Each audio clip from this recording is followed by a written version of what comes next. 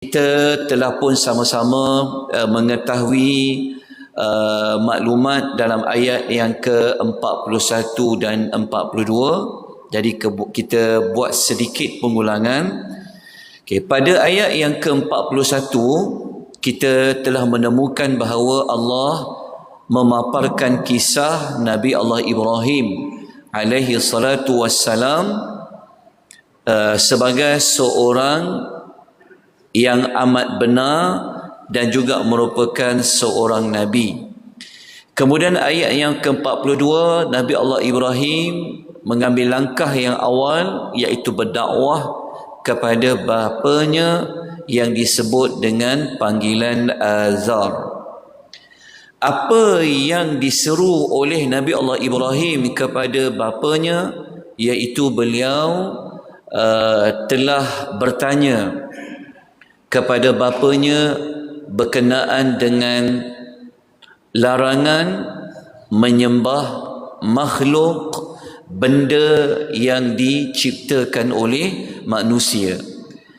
Kemudian Nabi Allah Ibrahim telah mengemukakan 3 alasan mengapa tidak patut menyembah patung dan berhala itu. Yang pertama, kerana mereka tidak boleh mendengar, mereka tidak boleh melihat, dan mereka tidak mampu untuk menolong apa-apa. Kemudian pada ayat yang ke-43 kita bacakan ayatnya. A'udzu billahi minasyaitonir rajim. Bismillahirrahmanirrahim. Ya abati inni qad ja'ani minal ilm قد جاءني من العلم ما لم يأتك فاتبعني أهدك صراطا سويا. Lihat terjemahan ayat 43 surah Maryam. Pada ayat ini kita menemukan kali kedua Nabi Allah Ibrahim memanggil bapanya dengan panggilan yang sangat mulia dan menghormati bapanya. Dia kata, ya abati, wahai ayahku yang dihormati dan disayangi, kata Nabi Allah Ibrahim, sesungguhnya telah datang kepadaku sebahagian daripada ilmu yang tidak pernah datang kepadamu. Nabi Allah Ibrahim ni, kalau kita lihat ungkapan ayat ni, beliau sangat berlemah lembut kepada bapanya, seperti mana ayat ni seolah-olah ayah pun ada ilmu, saya pun ada ilmu, tapi ilmu yang dapat kepada Ibrahim tak dapat pada bapanya. Dia tidak cakap secara direct bahawa bapanya tidak tahu, kan? Tapi bahasa yang sangat berlapik untuk mengatakan bahawa dia ada sesuatu ilmu yang datang dari Allah. Justru itu kata Nabi Allah Ibrahim, fattabi'ni, maka ikutlah aku akan memimpinmu ke jalan yang betul. Ungkapan memimpin manusia ke arah jalan yang betul ini pernah kita temukan dalam surah An-Nazi'at, surah 79 ayat 19, buku surat 584. Ini kisah Nabi Musa apabila bertemu dengan Fir'aun. Beliau menawarkan kepada Fir'aun, wa ahdiyaka ila rabbika fatakhsha, dan maukah aku tunjukkan kepadamu jalan mengenai Rabb kamu. Sama macam Nabi Allah Ibrahim mengatakan, aku akan memimpinmu, aku akan menunjukkan kepada engkau wahai ayah jalan yang benar. Jadi berdasarkan ayat 43 ini kita tambah lagi satu maklumat seruan Nabi Allah Ibrahim kepada bapanya, iaitu beliau memerintahkan bapanya supaya mendengar apa yang beliau seru. Perintah ikut baginda alaihi salatu wassalam. Ayat 43 ini apa yang dapat kita keluarkan kesimpulan dia? Yang pertama, dalam menyeru, dalam berdakwah memerlukan kepada ilmu. Maka sudah pasti ilmu itu adalah ilmu yang benar, ilmu yang datangnya dari Allah Azza wa Jalla. Sebab nak bawa orang pada jalan yang benar, jalan yang lurus, perlu ada ilmu. Yang kedua, para rasul yang diutuskan oleh Allah Azza wa Jalla, mereka datang membawa dan memimpin manusia ke jalan yang benar. Kita lanjutkan ayat yang ke-44. Apakah lagi seruan Nabi Allah Ibrahim kepada bapanya? Kita baca ayatnya. Ya abati la ta'budi syaitan, inna syaitana kana lirrahmani asiyya. Buat kali yang ketiga Nabi Allah Ibrahim panggil bapanya dengan panggilan yang sangat mulia. Wahai ayahku yang dihormati, yang dikasihi, janganlah ayah menyembah syaitan. Sesungguhnya syaitan itu menderhaka kepada Allah Ar-Rahman. Dalam ayat ini Nabi Allah Ibrahim alaihi salatu wassalam menegaskan apa yang sebenarnya yang ayah dia kena buat. Kenapa disebut menyembah syaitan, sedangkan pada hakikatnya bapanya menyembah patung dan berhala? Kerana sesiapa yang menyembah selain daripada Allah, sebenarnya mereka menyembah syaitan. Maksudnya mereka mendengar, mereka mentaati kata-kata syaitan. Itu maksud menyembah syaitan. Untuk kuatkan pentafsiran ayat nombor 44 ni, mari kita lihat surah-surah yang lain. Contoh, kalau kita rujuk dalam surah An-Nisa, surah nombor 4, ayat 117 sampai 118, muka surat 97 dalam Quran, Allah mengatakan, وَمَنْ يُشْرِكْ بِاللَّهِ فَقَدْ ضَلَّ ضَلَالًا بَعِيدًا. Siapa yang mempersekutukan Allah, maka sesungguhnya dia telah jauh sekali tersesat. Kemudian Allah sambung lagi ayat nombor 108. Kemudian ayat tu sambungannya adalah iyad'una min dunih.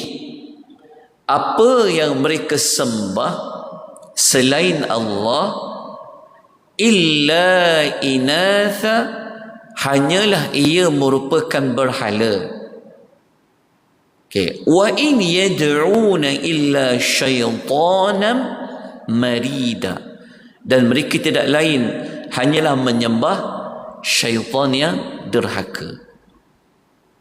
Ini maksudnya siapa yang menyembah selain pada Allah, dia seperti menyembah syaitan yang derhaka.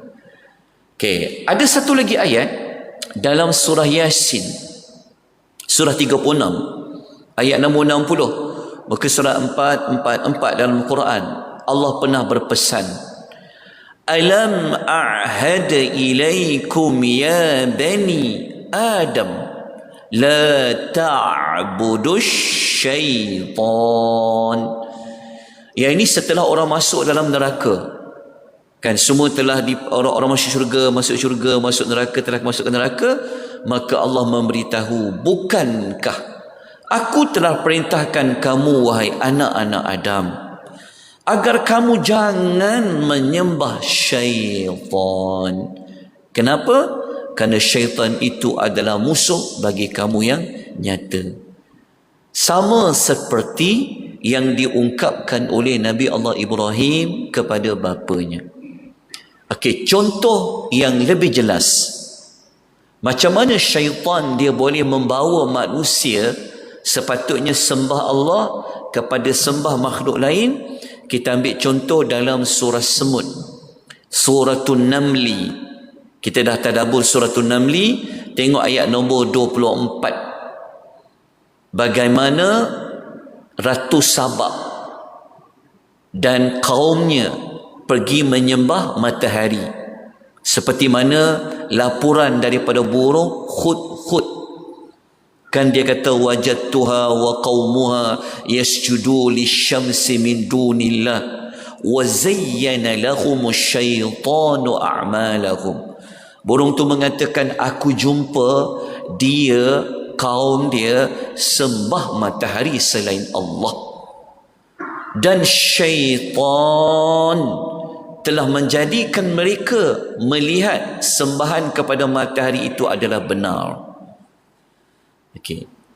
Tuan-tuan dan puan-puan rahimani wa rahimakumullah, kita rujuk satu hadis sahih riwayat Muslim. Hadis ini menjelaskan apa yang syaitan buat kepada anak Adam. Sabda Nabi SAW, yang mana hadis ini adalah hadis Qudsi, yang mana Allah berfirman, aku telah menciptakan hamba-Ku suci semuanya, hunafa kullahum. Sebab kita tahu semua orang dilahirkan, bayi dilahirkan dalam keadaan suci. Kemudian syaitan datang menyesatkan mereka daripada agama mereka. Syaitan hasut mereka supaya mereka mengharamkan perkara yang aku halalkan. Dan syaitan juga menyuruh mereka supaya mensyirikkan aku tanpa ada hujah yang aku pernah turunkan kepada manusia. Maka terbukti bahawasanya di antara faktor manusia ini berpaling daripada mengesakan Tuhan adalah kerana syaitan. Maka dapatlah kita lengkapkan seruan Nabi Allah Ibrahim kepada bapanya. Yang ketiga, iaitu beliau melarang bapanya menyembah syaitan, dan dia mengajak kepada mengikuti beliau. Baik, kita lihat apakah pengajaran ayat nombor 44. Nombor 1, para syaitan membawa manusia kepada mensyirikkan Allah Azza wa Jalla. Tak ada syaitan mengajak kepada mengesakan Allah. Yang kedua, kenapa disebut tentang Rahman? Nak menunjukkan bahawasanya Allah itu rahmatnya sangat luas kepada manusia. So Nabi Allah Ibrahim ni nak kata bahawa Tuhan yang boleh, Tuhan yang sepatutnya ayah kena sembah adalah Tuhan Ar-Rahman. Tuhan yang telah memberikan macam-macam perkara kepada manusia, bukan makhluk yang diciptakan. Okey, pelajaran yang ketiga, syaitan merupakan makhluk Allah yang sangat derhaka. Jadi tuan-tuan dan puan-puan, sebelum kita lanjutkan ayat 45, masih ingat lagi waktu kita berkenal-kenalan dengan surah Maryam, kita ada sebutkan bahawa surah Maryam adalah surah yang paling banyak di antara surah Al-Quran yang mengulangi kalimah Ar-Rahman. Berapa kali? Ada 16 kali. Antara ayat yang kita jumpa tadi 44, dan sekejap lagi kita akan jumpa sekali lagi Allah sebut nama Ar-Rahman ayat 45. Tapi sebelum tu kita dah jumpa pada ayat nombor berapa? 18, 26. Okay, jadi kita lanjutkan dengan ayat yang ke-45 yang terakhir untuk siri tadabbur pada pagi ini. Kita bacakan ayatnya. Ya abati inni akhafu an yamassaka azab.